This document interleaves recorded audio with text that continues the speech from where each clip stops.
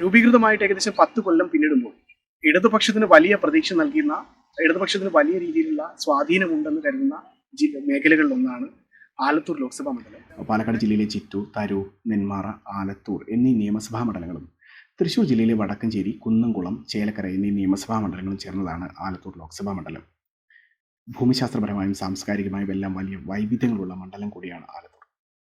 തമിഴ്നാടിനോട് അതിർത്തി പങ്കിടുന്ന പാലക്കാട് ജില്ലയിലെ ചിറ്റൂർ താലൂക്ക്, നെല്ലിയാമ്പതി മലനിരകളിൽ പടർന്നു കിടക്കുന്ന വലിയ തോട്ടങ്ങൾ, ഇവിടങ്ങളിലെല്ലാമായി ചിതറിക്കിടക്കുന്ന തമിഴ് ഭാഷാ ന്യൂനപക്ഷങ്ങളുടെ സ്വാധീനം എന്നിങ്ങനെ ആലത്തൂരിനെ കുറിച്ച് പറയാൻ ഒരുപാടാണ്. ലോക്സഭാ മണ്ഡലം ഉൾപ്പെടുന്ന 7 നിയമസഭാ മണ്ഡലങ്ങളിൽ 6ലും ഇടത് ആധിപത്യമാണ് എന്നതാണ് പ്രത്യേകത.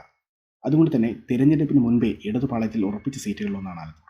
പാലക്കാടൻ മണ്ണിലെ കർഷക പ്രക്ഷോഭ പാരമ്പര്യമുള്ള കിഴക്കൻ മേഖലയിലെ ഇടത് സ്വാധീനമാണ് മണ്ഡലത്തിന്റെ സവിശേഷത.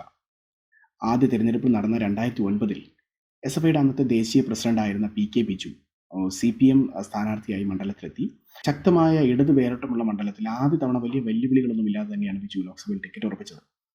20,960 വോട്ടിന്റെ ഭൂരിപക്ഷത്തിലാണ് കോൺഗ്രസിന്റെ NK സുധീറിനെ അന്ന് PK ബിജു തോൽപ്പിക്കുന്നത്.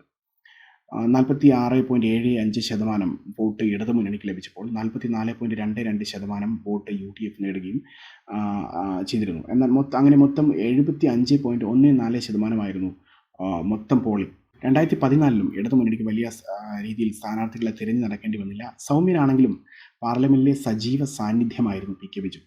രണ്ടാം ഊഴത്തിൽ കോൺഗ്രസ് സ്ഥാനാർത്ഥി K ഷീബയെ തോൽപ്പിച്ചപ്പോൾ ഭൂരിപക്ഷം ഏകദേശം ഇരട്ടിയാക്കിയെങ്കിലും വോട്ട് ശതമാനത്തിൽ ചെറിയ രീതിയിലുള്ള ഒരു ഇടിവ് ഉണ്ടായിട്ടുണ്ടായിരുന്നു. ഇടത് ക്യാമ്പിനെ ഒന്നുകൂടെ ചിന്തിപ്പിക്കുന്നതായിരുന്നു അന്നത്തെ വോട്ട് ശതമാനത്തിലുണ്ടായിട്ടുള്ള കുറവ്. 2009-ൽ നടന്ന ആദ്യത്തെ ഇലക്ഷനിൽ 44.22% വോട്ട് UDFനും 46.75% വോട്ട് ഇടതുമുന്നണിക്കുമായിരുന്നു. ഇടതുമുന്നണിയുടെ വോട്ട് 46.75%-ൽ നിന്ന് 2.34% 2014 എത്തിയപ്പോഴേക്കും കുറഞ്ഞു. കോൺഗ്രസിലെ സംഘടനാ തലത്തിൽ തന്നെ ഉണ്ടായിട്ടുള്ള വലിയൊരു മാറ്റത്തിന്റെ ഭാഗമായി മുന്നോട്ട് വയ്ക്കപ്പെടുന്ന ഒരു സ്ഥാനാർത്ഥിയാണ് രമ്യ ഹരിദാസ്.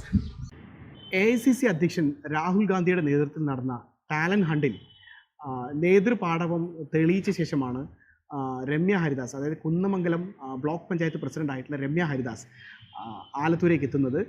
രമ്യ ഹരിദാസിനെ ആലത്തൂരേക്ക് എത്തിക്കുമ്പോൾ അവരുടെ നേതൃപാടവും അതോടൊപ്പം തന്നെ ചുറുചുറുക്കുമെല്ലാം വോട്ടായി മാറുമെന്നുള്ള പ്രതീക്ഷയിലാണ് UDF ക്യാമ്പുള്ളത്. LDFന്റെ സ്ഥാനാർത്ഥിയായ ബിജുവിനൊപ്പം തന്നെ വിജയ പ്രതീക്ഷ പുലർത്തുവാൻ UDF ക്യാമ്പിന് ത്രാണി നൽകുന്നതാണ് രമ്യ ഹരിദാസിന്റെ കഴിഞ്ഞ ഏതാനും ദിവസങ്ങളിലെ പ്രകടനം. NDA സ്ഥാനാർത്ഥിയായി ആലത്തൂർ എത്തുന്നത് BDJSന്റെ സംസ്ഥാന ജനറൽ സെക്രട്ടറി കൂടിയായിട്ടുള്ള TV ബാബുവാണ്. ഒരുപക്ഷെ NDAക്ക് ലഭിക്കുന്ന മണ്ഡലത്തിൽ ലഭിക്കുന്ന മികച്ച സ്ഥാനാർത്ഥികൾ ഒരാൾ എന്ന് തന്നെ വേണം TV ബാബുവിനെ പറയാൻ. മുൻപ് CPI സഹയാത്രികനായിരുന്ന TV ബാബു CPIയുമായിട്ടുള്ള ആശയക്കുഴപ്പത്തിൽ CPIയുമായി കലഹിച്ച ശേഷമാണ് BDJSലെത്തുന്നത്. തുടർന്ന് BDJS NDAയുടെ സഖ്യകക്ഷിയായി മത്സരിക്കാൻ ആരംഭിച്ചതോടുകൂടി തന്നെ അദ്ദേഹം നാട്ടിക മണ്ഡലത്തിൽ NDA സ്ഥാനാർത്ഥിയായി മത്സരിച്ചിരുന്നു. അതിനുശേഷമാണ് ആലത്തൂരേക്ക് എത്തുന്നത്. നേതൃപാടവം തന്നെയാണ് TV ബാബുവിന് മുന്നോട്ട് വയ്ക്കാനുള്ളത്. വലിയ വിജയപ്രതീക്ഷകളൊന്നും ഇല്ലെങ്കിൽ പോലും വോട്ട് ചിന്നിച്ചിതറി പോകുന്നത് തടയാൻ TV ബാബുവിനാകുമെന്ന് തന്നെയാണ് NDAയുടെ വിലയിരുത്തൽ. ആലത്തൂർ ലോക്സഭാ മണ്ഡലം രൂപീകരിച്ചതിന് ശേഷം പാലക്കാട് ജില്ലയിൽ നിന്ന് ആലത്തൂർ ലോക്സഭാ മണ്ഡലത്തിലേക്ക് വിട്ടു നൽകിയ 4 നിയമസഭാ മണ്ഡലങ്ങൾ, അതായത് ചിറ്റൂർ, ആലത്തൂർ, തരൂർ, നെന്മാറ. ഇതിൽ തരൂരും ആലത്തൂരും നെന്മാറയിലും LDFന് വലിയ പ്രതീക്ഷയുള്ള മണ്ഡലങ്ങളാണ്. ആലത്തൂർ ലോക്സഭാ മണ്ഡലം രൂപീകരിച്ചതിന് ശേഷം ഈ 3 നിയമസഭാ മണ്ഡലങ്ങളിലും LDF തോൽവി അറിഞ്ഞിട്ടില്ല. എന്നാൽ ചിറ്റൂർ മണ്ഡലം ഒരു രീതിയിൽ പറഞ്ഞാൽ UDFനോട് ചേർന്ന് നിൽക്കുന്ന ഒരു മണ്ഡലമാണെന്ന് തന്നെ വിലയിരുത്തേണ്ടി വരും. എങ്കിലും കഴിഞ്ഞ നിയമസഭാ ഇലക്ഷനിൽ ചിറ്റൂരിനെ പ്രതിനിധീകരിച്ച് നിയമസഭയിലെത്തിയത് ജനതാദൾ എസിൻ്റെ ഇപ്പോൾ മന്ത്രിയായിട്ടുള്ള K കൃഷ്ണൻകുട്ടിയാണ്.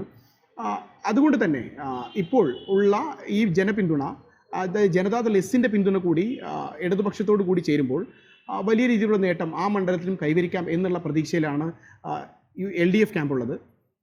എന്നാൽ മാറി മറിഞ്ഞ സാഹചര്യങ്ങളാണ് ഇപ്പോൾ നിലവിലുള്ളതെന്നാണ് UDF ക്യാമ്പ് വിലയിരുത്തുന്നത്. അതായത് വിശ്വാസപരമായിട്ടുള്ള പ്രശ്നങ്ങൾ മുതൽ ശബരിമല വിഷയം മുതൽ വലിയ സങ്കീർണമായിട്ടുള്ള കാര്യങ്ങൾ ജനങ്ങൾക്ക് മുൻപിൽ അവതരിപ്പിച്ചുകൊണ്ട് തന്നെ ജനങ്ങളുടെ ശ്രദ്ധ അല്ലെങ്കിൽ ജനങ്ങളുടെ ഒരു ജനവികാരം LDF സർക്കാരിനെതിരെ രൂപീകരിക്കാൻ സാധിക്കും. അതുകൊണ്ട് തന്നെ ആ വോട്ടുകൾ, പ്രത്യേകിച്ച് വിശ്വാസപരമായ വിഷയങ്ങളിലടക്കം വിഘടിച്ചു നിന്ന വോട്ടുകൾ കൃത്യമായി UDFനോട് ചേർക്കാൻ പറ്റുമെന്നാണ് UDF ക്യാമ്പ് വിലയിരുത്തുന്നത്. അതുകൊണ്ട് തന്നെ ഇത്തരത്തിലുള്ള ഒരു വോട്ടിൻ്റെ വികേന്ദ്രീകരണം സാധ്യമായാൽ ഈ 4 മണ്ഡലങ്ങളിലും മികച്ച രീതിയിലുള്ള പ്രകടനം കാഴ്ചവെക്കാമെന്നാണ് UDF ക്യാമ്പ് വിലയിരുത്തുന്നത്.